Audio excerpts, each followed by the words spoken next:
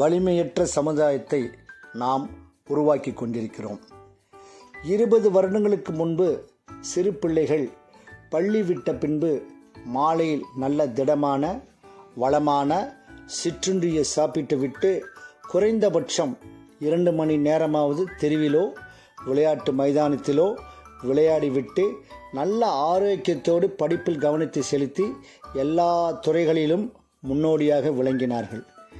இன்றைய குழந்தைகள் அப்படி ஏனோ செய்வதில்லை.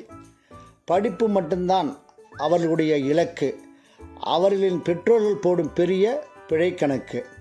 பிள்ளைகள் படித்தால் மட்டும் போதும், நல்ல நிலையில் அவர்கள் வாழ்க்கையில் உயர்ந்தால் மட்டும் போதும் என்று நினைக்கிறார்கள். ஆரோக்கியம் இல்லாத உடல் எதற்கும் உதவாது.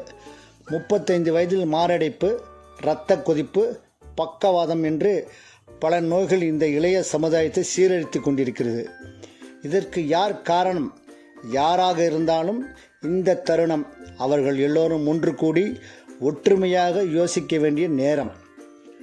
பள்ளிக்கூடங்களில் விளையாட்டுத்துறைக்கு உள்ள மரியாதையை கொடுப்பதில்லை. உடற்கல்வித்துறையை சார்ந்த ஆசிரியர்களுக்கு பிற பணிகளை கொடுத்து குழந்தைகளின் நோயற்ற வாழ்க்கைக்கு நாமே முற்றுப்புள்ளி வைக்கின்றோம். Sound mind in a sound body என்று தலைமை பொறுப்பில் உள்ள அனைவரும் மேடையில் பேசுகிறார்கள்.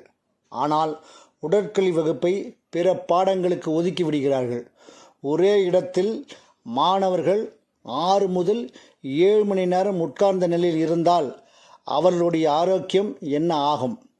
உடல் பலமும் மனவளமும் இரண்டும் ஒன்று சேர்ந்தால்தான் அடுத்த இளைய தலைமுறையை உலக அளவில் உருவாக்க முடியும்.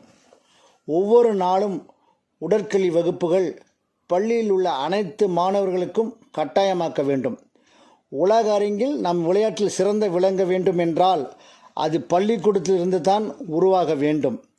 ஒரு குழந்தைக்கு தாய் தந்தை எவ்வளவு முக்கியமோ அதேபோல் ஒரு மாணவன் ஒழுக்கத்திலும் உடல்நலம் பேணுவதிலும் உடற்கல்வி ஆசிரியரின் பங்கு மிகவும் மகத்தானது. விளையாட்டையும் உடற்கல்வி ஆசிரியரையும் புறம் தள்ளி இந்த சமுதாயம் உயர்ந்த நிலையை அடைய முடியாது.